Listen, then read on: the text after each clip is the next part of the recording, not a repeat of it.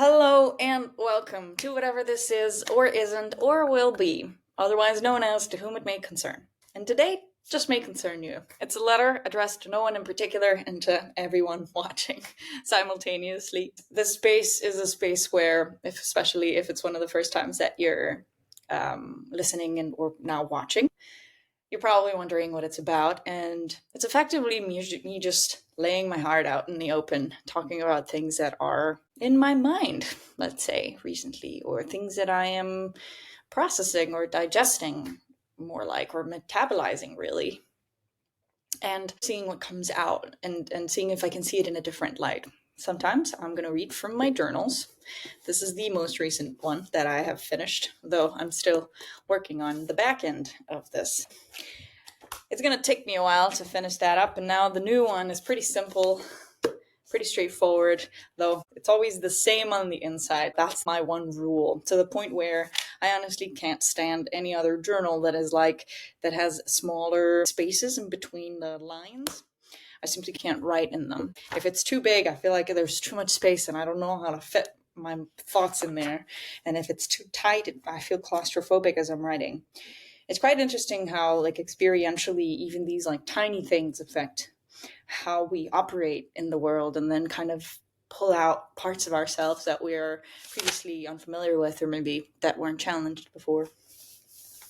And something I've been particularly challenged recently on has been a sense of safety, or the concept of safety. A word that I've been thinking a lot about is what it means to be safe, especially since in the past few years I have been struggling with this idea a lot. It may have come as a result of me moving around a lot, so my homeostasis, so to speak, had to change constantly, or had to readapt to a new environment. And you never really know if you can support your body with the elements that it needs to feel in homeostasis, right?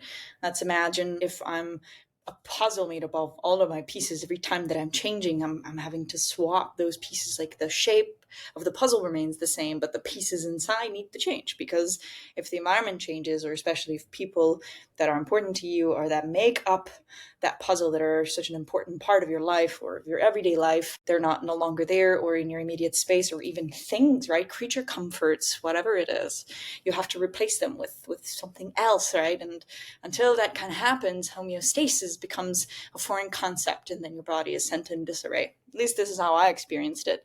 And now I guess that I have allowed myself to arrive, and I've allowed myself to really show up into the space, and to really allow myself to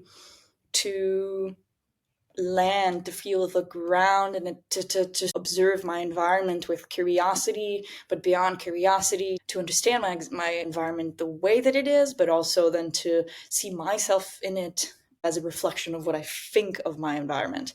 Let's say, for example, if I suddenly feel like my environment is very dirty, or, I can't stand it somehow, I'm walking down and I'm like, oh, it's very irritating. I've started to notice that it's actually a symptom of me feeling like I'm just not taking care of myself. Something inside of me, there's something that I need to either think through, because it's kind of poisoning my mind, or even it's something that I'm eating that I'm not particularly enjoying, and it doesn't feel good as it's passing through my body. And I just find elements in my environment to project that feeling onto, and to say, this is exactly why I feel disgusted, right? And to not even go deeper in that psychology of it, what it truly means to feel disgusted by something that's not food related, or that's not an immediate reaction to something that you digest, right? This is the one thing, and why safety is such a big concept in my mind right now, is because I think for most of my life I've operated in this mode of, I suppose you could say, fight, flight, fawn response, right? I've either been fighting,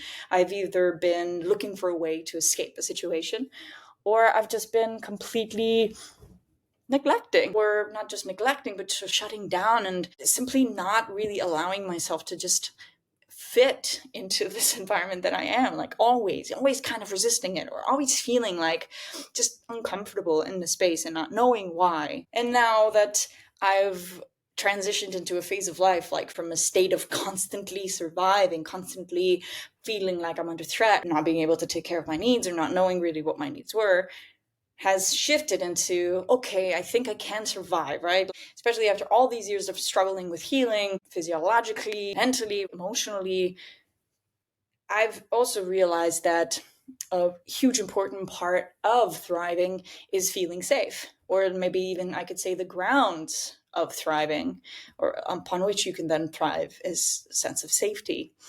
This also goes back to Maslow's hierarchy of needs. The first thing is like that sense of physical safety, or just like a sense of safety, and then you're going up the ladder until you're, whatever it means in today's world, self-actualizing, right? And I think a lot of us are kind of trying to get to that self-actualization phase, which is where you are effectively most authentically, this is my interpretation, like where you kind of show up into the world in your authentic self, because why would you need to be anybody else, right? If you feel safe and then you have your needs fulfilled, like in certain order, then at the end of the day, you're just going to show up as you. You're not going to have to cover that up or mask aspects of yourself that are unhappy or unsatisfied, because you are satisfied. And thriving as this vastly unfamiliar concept to us people who are not necessarily used to being allowed to thrive, or are not, maybe don't grow in communities where thriving is even recognized as a need. Or if you grew up in a community of people where most people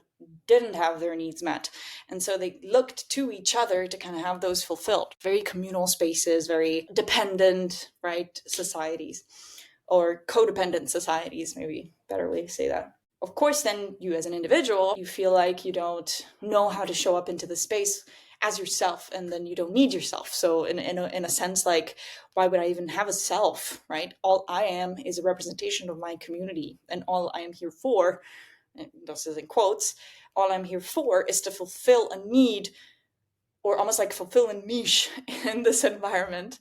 And if I don't fulfill that need, then what is my worth? And so leaving kind of all of that behind, understanding yourself as an individual, or myself in this case, the concept of safety then took me back to home, and took me back to what home was to me growing up, what it meant to arrive home, first of all. Because I think the most important aspect of growing up is that you have a home that you always go back to. I mean, I couldn't even imagine what it's like to grow up and not have a home to come back to. So home as a concept is this anchor of I shall return there, or this is where I'm leaving from every day. I'm gonna go home and sleep. I'm gonna go home and eat, and home is where my people are, or home is where my stuff is, right? Even if it's just like a box in the corner of the street, right? That becomes your home. And I think this says a lot about how our brains operate the spaces around us, or the world, right? We are physical beings, we have our bodies, and of course we are aware of our bodies because we can see them, and or at the end of the day feel them, and our senses that are offered to us through our body help us translate the world into something that we can then understand and associate meaning with, right? And home becomes these things, these textures, these smells, these tastes, these people, these sounds, even like the sights, the colors, and the lighting and everything, right, becomes like an indication of, hey, you have arrived.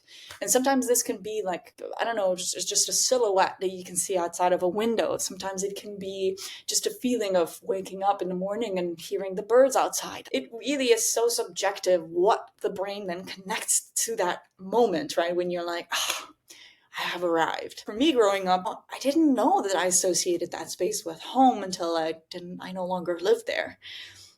When I was 12, we moved to the capital of my country. And going to the capital, it couldn't have been more different in my mind, right? Like as a child, I grew up looking at the mountains. Every single day we were playing outside, I was looking at the mountains.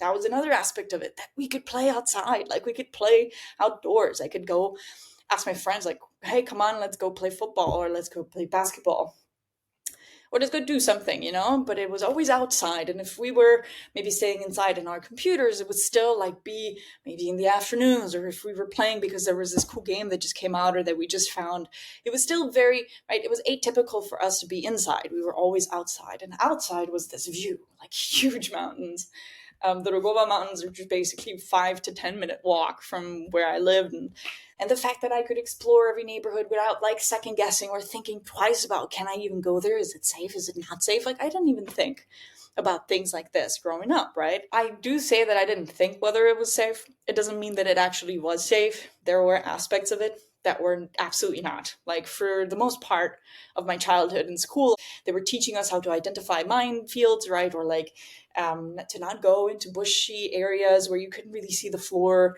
because, you know, the war was over, but like there was a lot left over still. There were also shells that hadn't exploded, that had just like fallen and didn't explode yet, and that we needed to be very careful about.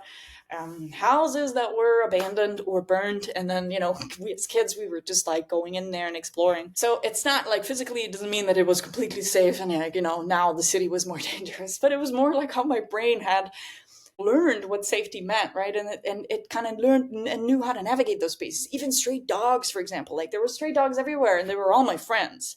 But I didn't see threat in them, but my family did. So they were constantly like trying to warn me about these things, but I mean, I didn't particularly care because I could easily navigate those things. So it wasn't threatening, right?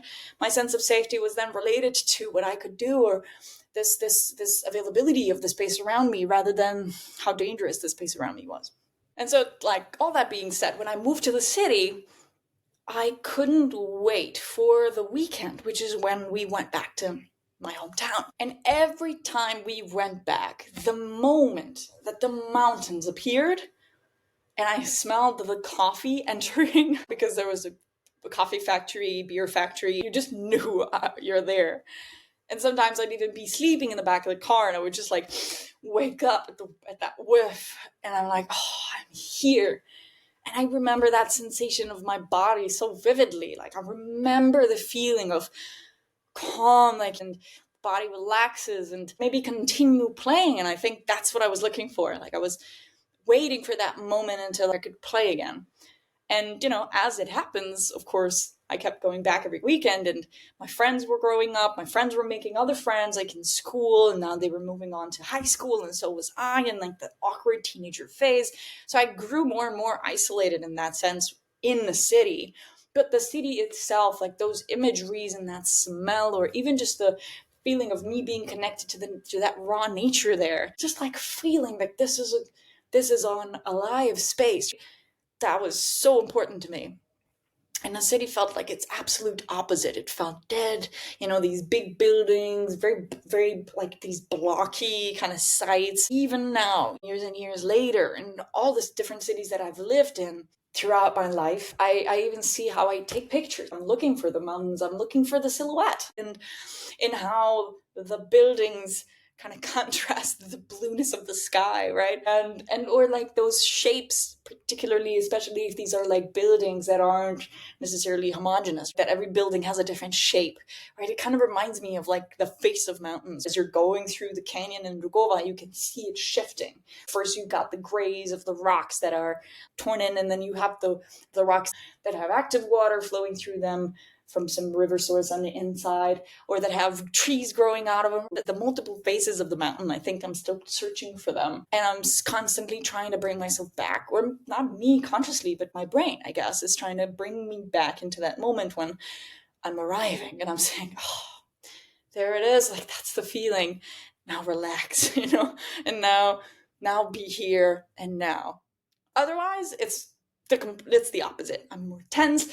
I feel maybe uncomfortable, or if I'm trying to be comfortable, it's more has to be like in noticing the space around me, or in being like around people that make me feel safe, that return that sense of, oh, we can just be here without any particular expectation, even just enjoying each other's company, right? But it took years and years to really translate that, to not suffer its lack to the point where that loneliness was eating away at me, and it wasn't even allowing me to connect with my environment, because it had me turn inwards when I felt like I was in between these places.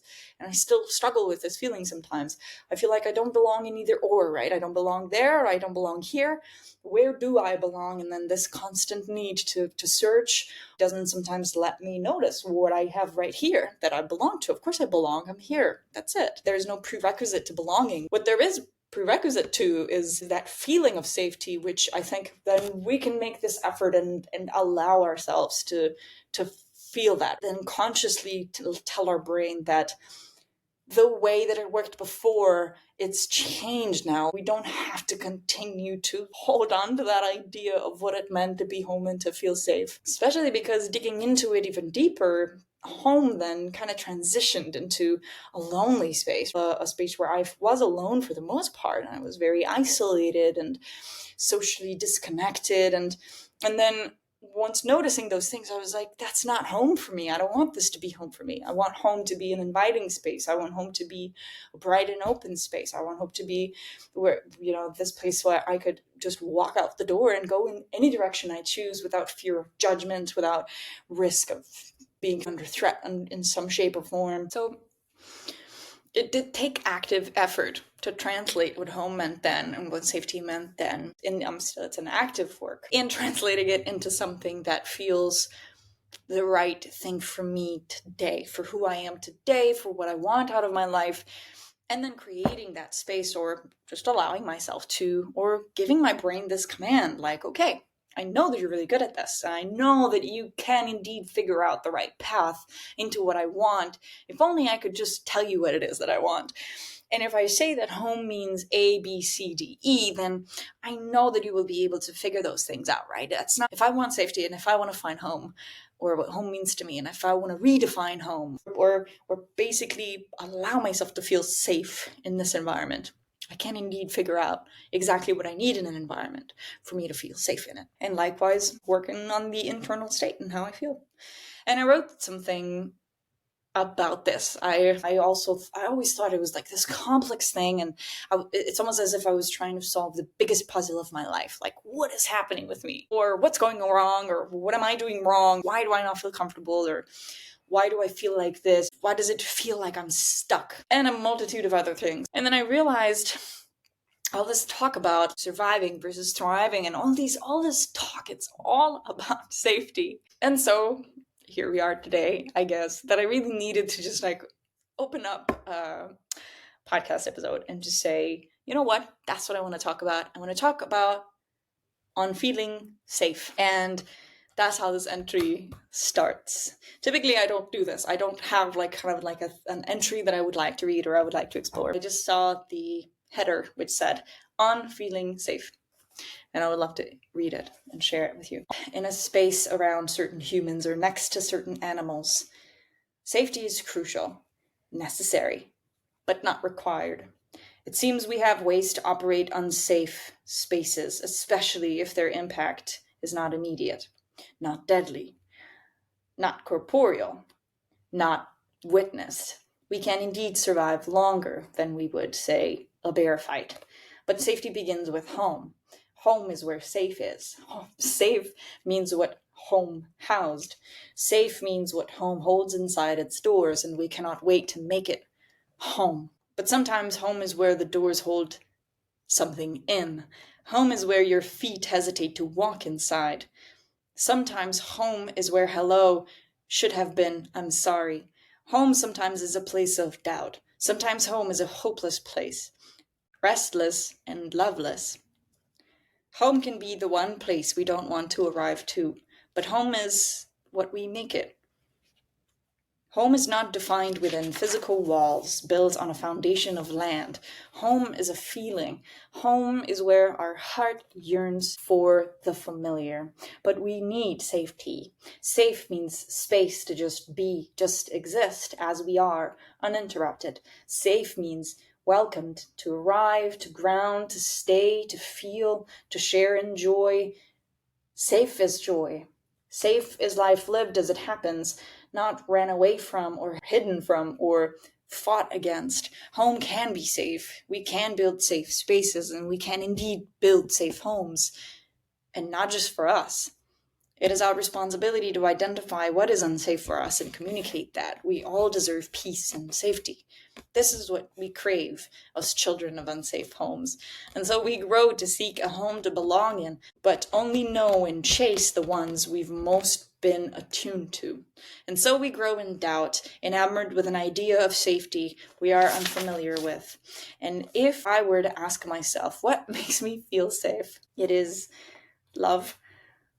A warm hug, a long embrace, a forehead kiss, holding my hands, a strong pat on the back, being told I got this, given space to speak, blown kisses from across the screen, glances from across the room, a handwritten letter, the words I love you, a genuine smile, a cackle, a snort, like the laugh.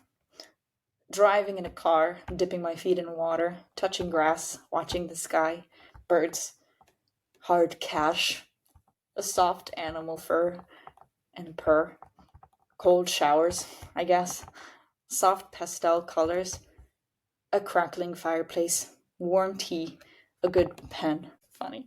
And then the realization, oh my goodness, are we all just trying to feel safe all the time?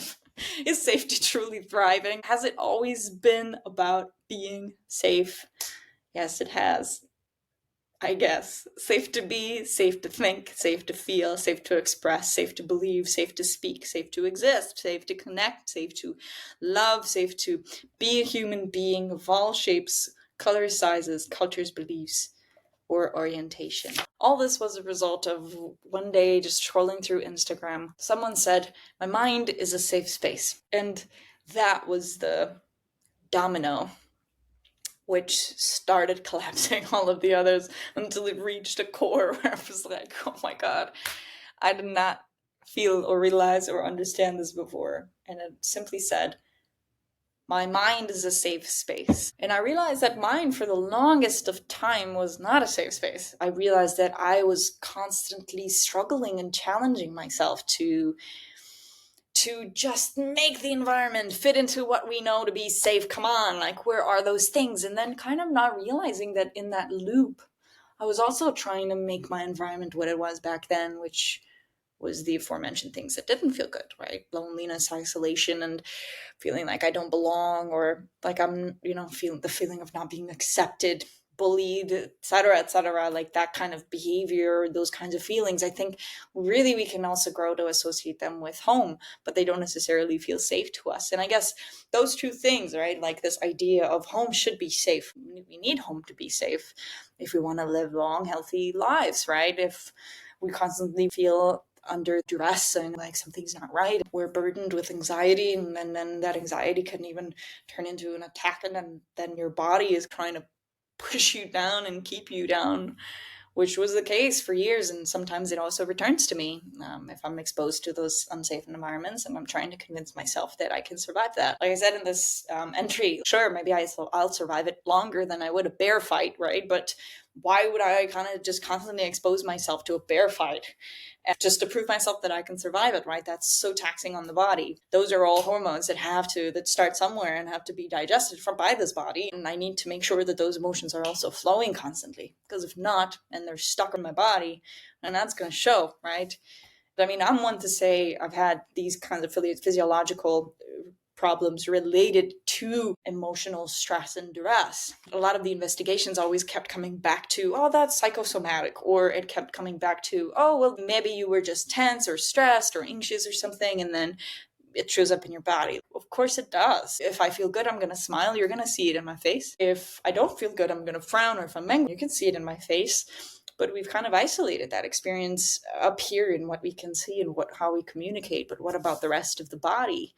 What about the tension in our shoulders, or the clench of our jaw, which affects our neck, which then affects the rest of the body? And we are making it continuously harder and harder for the body to allow for that communication to flow through uninterrupted, because we're constantly clenched, right? One way or another. Whether we're aware of it or not doesn't really matter. I think we need to then in my experience, it was all about becoming more conscious. It was one thing entirely to notice that I was feeling unsafe in my environment. The other thing was that it was my responsibility to identify what was making me feel unsafe, or why I was feeling unsafe. The next step of that was to say, okay, I understand that this makes me feel unsafe, or I understand that this feels like a threat to me. Why is it a threat? Is it something that is truly threatening? Is it something that feels stressful to me because my narrative associated with that thing makes it feel dangerous to me? But it's actually not, right? This was my relationship with food, for example, when that kind of response to stress started being associated with food. If I ate certain types of food, I started feeling unsafe, like it was going to do something wrong. Maybe I'm allergic. I don't feel good in my body. And then this was then the psychosomatic response of, am I allergic to this food or am I not, right? Sometimes I can eat it and sometimes I can't. What's happening? And to rebuild that trust with food, I had to really be kind and gentle and patient with myself and slowly start reintroducing it into my life and teach my brain that it is not unsafe to eat this. I can see it and I can also be the judge whether or not this is safe, and then rebuild this trust with my brain and myself. And I started eating again, started eating all kinds of different foods, and I started introducing myself to types of food that I even had never eaten before, because I also love eating.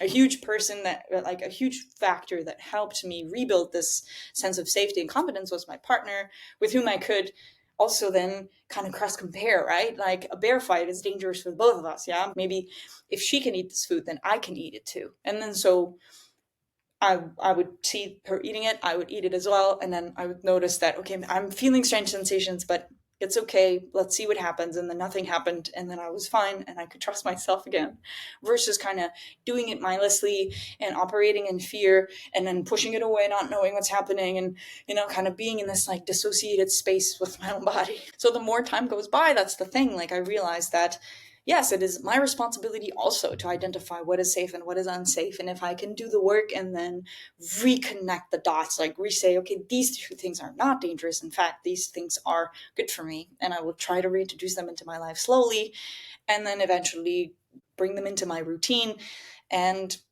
start a new path of growth from there. See where it goes. And if at some point I notice that it's not really feeling good in my body, then I just don't eat it or don't consume it or stay away from it or change it for something else. Whatever, right?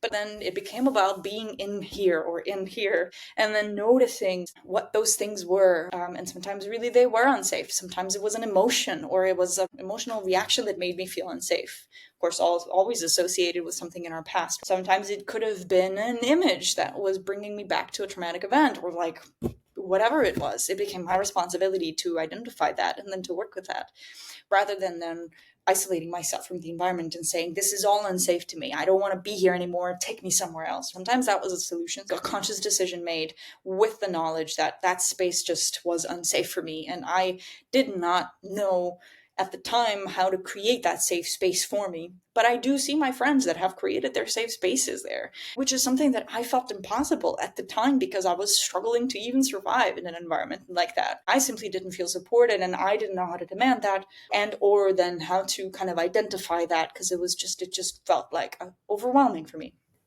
And so honestly, I think that's also normal. Is if we are overwhelmed, we can't expect our bodies to then all of a sudden understand and know what to do, or kind of like, come on, like show up or catch up. Like, I don't want you to waste your time not knowing what to do right now. I need you to not be overwhelmed and get over yourself and like learn this other thing or expose yourself to this thing, because I don't want to feel isolated anymore. I want to socialize now, right now, and I don't care that you're having an anxiety attack or panic attack. And those are moments when it's just like, okay, let's take a minute. I'll say for myself, I didn't even notice the amount of pressure that I was applying on myself to just seem like what I perceived to be normal around me. I was the one that felt unsafe in my space, but 80% of the people around me weren't. My friends weren't. So of course I felt there was something wrong with me. But in fact, no, I just had different expectations of my environment for whatever reason. We are completely different people living completely different lives, even if we're living in the same space. And this is because these eyes right here and this brain right here that we're housing inside of our skulls, that is seeing the world from this perspective. This is my perspective, and yours happens to be that. Yours happens to be from your own goggles, And I couldn't possibly give my lenses of life to you and to show you exactly how you're supposed to see the world around you. I don't think we're meant to operate like that, which is why then it became so important when sort of landed and dawned on me, like, hey, hold on a minute. This isn't just about identifying, it's also taking that responsibility and saying, yeah, it's my responsibility, but also if I notice that something isn't safe for me or doesn't feel right for me, I'm not going to demand my environment to change. Honestly, it's not fair, because that changing then could maybe cause an effect of causing so many other people to feel unsafe. So what becomes important for me is like to say, can I take myself somewhere where I feel safer? Can I do something in this space or inside of me? Can I work with my narratives? What can I do, right? And if every single one of us was thinking in this way and operating this way, I think we would eventually, because we're more similar than we think, we would create those safe spaces. But if we're constantly looking around us, we're like worrying about how we're presenting ourselves or how we're behaving, or if we're being normal, quote unquote, whatever the status quo is assigning that normalcy to, then we're not living authentic lives. You know, that top of the pyramid, self-actualization,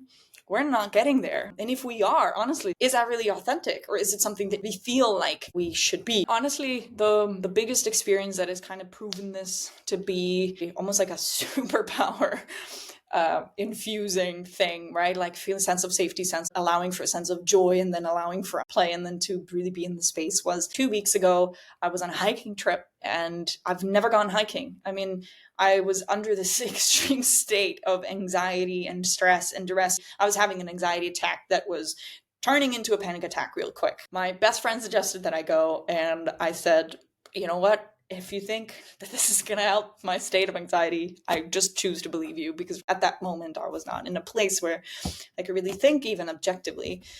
And I did feel the truth in the words, right? I felt like, yes, like what you're speaking feels true. I'm having trouble really seeing it or believing it myself, but I believe you, I trust you, and I'll just come. But on my way there, it didn't make it any easier on my body and on my brain. We are so many facets of ourselves. I talk about this a lot. Like, I feel like if we just expect every single part of us to operate as we do consciously, like me speaking right now, I'm saying these words, there's probably a percentage of me is not really there with this belief. But I'm pretty sure that it'll get there if I'm constantly behaving in ways in my life that I'm confirming that belief in me. Then it will expand and it'll kind of go into other parts of me as well. Anyway, that being said, let me not digress. In that bus on our way to the mountain, I genuinely was under attack, like from my body. I felt nauseous. I felt like I was going to throw up. I couldn't eat anything. I felt sick. I was like, oh, I'm going to get sick. I'm going to faint, especially because a few weeks back, I did faint at the gym. Like my body just couldn't handle it. So I had reasons to believe that, okay, maybe, or my brain had enough reason to believe that my body just can't handle it. I can't do this. And there was another part of me that knew where to get that comfort from. So I was asking the people that I thought were safe in sense in how they spoke and in how they were, just their energy, very soft, kind. I went to one of the guides and I just asked her, do you have any advice for people doing this for the first time? Because honestly, I'm kind of starting to lose it here. I'm very scared. And then she gave me like this really good advice. She was just saying, it's really not physical. Don't worry about your body. It'll catch up. You're more capable than you think. It's all here. It's telling yourself, yeah, you can do it, and you're gonna get there no matter what. You're gonna achieve that point, and you're gonna get there, and you're not alone, and all that. And then I just went back into my seat, and I just shut down, and I was in my head. I could feel it. I was so deep inside of me and so scared. And I didn't know how to comfort myself other than just like breathe through it. And in the moment that we arrived, or like 2 minutes before we arrived at the bottom of the mountain, my friend just asked me, how are you doing? And I'm just like, I'm not doing okay at all. I'm happy that nobody touched me in that moment, because when I was like in that very intense, like activated state, if you were to just touch me in the back or a shoulder or whatever, I would have probably just asked, get me out of this car, leave me at the street. I don't care. I will find my way back home or to wherever. I will walk around wherever I am. I just don't want to challenge myself and go up that mountain. I was worried about the people, like, oh, what if something happens to me? What are they going to do? Like, we're in the middle of the mountain. Where are we going to go? I was at that stage of my anxiety where I was just catastrophizing. I couldn't think of anything positive in that moment in time. And it's not like I was forcing myself to. I was unable to even do that, right? I was just at a loss. And so when I communicated that I was stressed and I was anxious and I wasn't doing so well, then the entire bus were like, oh, come on, like, you can do it. Absolutely, you can do it. Come on. They were giving me words of encouragement. And I was like, I understand everything, and I hear everything you're saying. I just can't accept it right now. I was just sort of acknowledging. I don't know. I hadn't really seen myself in that situation before, and honestly, I was kind of proud of how I handled it. My friend, she's like in front of me, and she's saying, "Okay, I know you're scared, but you can do this. Yeah, you're not even noticing the space around you where you are. Just look around. It's gorgeous. It's beautiful. Look at that." And because she said that, something in my mind was like, "Oh yeah, I don't even know where I am. I couldn't even enjoy the ride. It was so beautiful around the mountains, my mountains, in a way where I feel like that's home for me or safe." It was the absolute opposite feeling. And then we went to the mountain and we started climbing. And I was told, that's the other thing, maybe. I was told that the first hour was going to be the hardest. I prepared myself, okay, the first hour is going to be the hardest. Let's just do that. And now that we are here, I think we can just go, let's just go slowly, steady. Let's look at people who know what they're doing, and then kind of just try to follow in that step and to just breathe through. And then some tips that came in, like my brain was just kind of capturing them, like breathe through your nose, like try to breathe through your nose. This will return a sense of safety in your body. And still, at the end of the day, that worked. I was breathing through my nose the whole time. The first 40 minutes, hour, I felt like I was dying at the end. I kept joking internally and then externally. I was saying, how does one go from the chair to the top of the mountain? I don't understand. I work a desk job, so I'm basically 8 to 10 hours a day seated and sometimes standing up, but like whatever, I'm living a sedentary life, or I'm in front of a computer and I'm working with my brain. I'm not really working with my body. I don't go to the gym.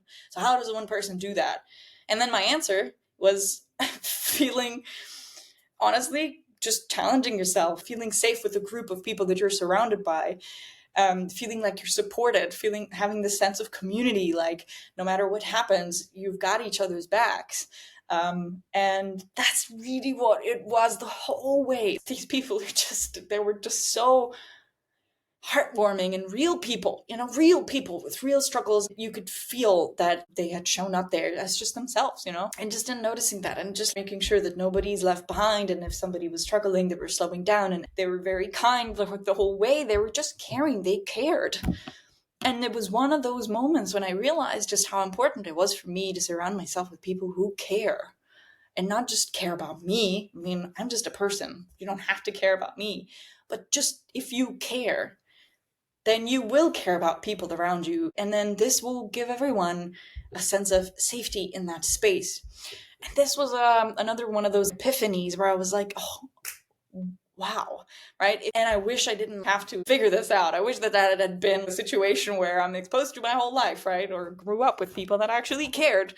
But we can't really decide, right? Sometimes you're just thrown into certain situations, circumstances, or even born into environments that are not necessarily that. And then I guess, you grow up to be 30 or 31, and then you're like, oh my God, I love people who care. Actually, those are the people that I want to surround myself with, because I think we should all care, and not just care for each other, but just care about ourselves and care about the spaces around us and care about the material or what we're putting on our bodies, inside of our bodies. It's just care. Have a care in the world, not people that don't care or people that don't give an F. I have a feeling like we're then missing out, and also we're creating this dissociated mentality of I don't care about the space around me. Honestly, maybe then we're also communicating that we don't care about the world, and we don't care about our impact in the world, and we don't care to take responsibility for our actions.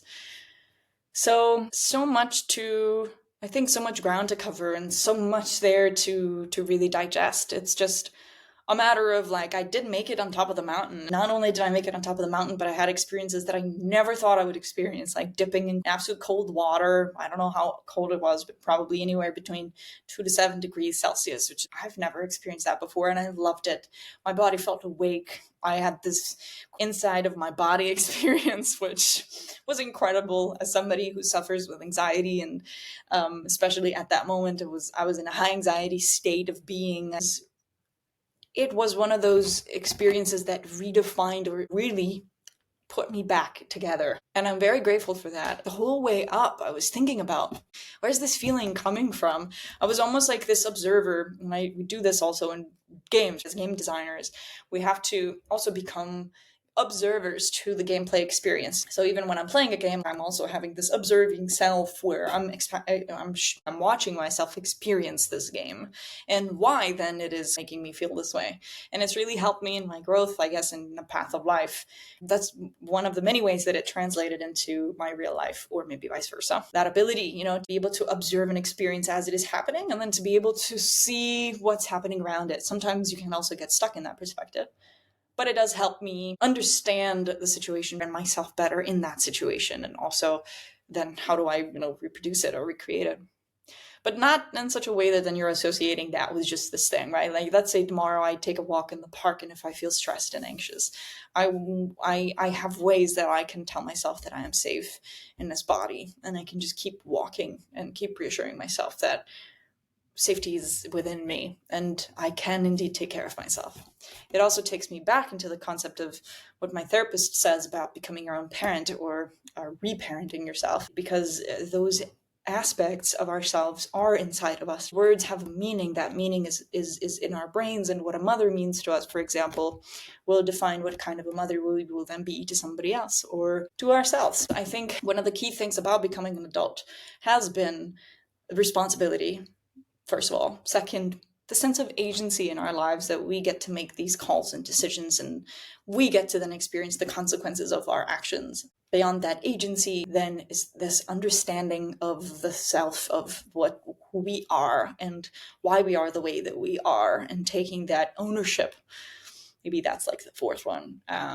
Ownership of ourselves and feeling like I am always showing up as me. There's nobody else that I'd rather be. And then these four things: taking responsibility, having agency in our decisions, and understanding who we are and owning that, then, I think, are almost like the makeups of people that live life uninterrupted and live life unbothered by the shifting nature of things, shifting nature of trends, or shifting nature of the world and history. We're going through a lot right now, and of course it's going to affect us in ways that we right now are probably not even in a state where we could even understand or observe, see, really.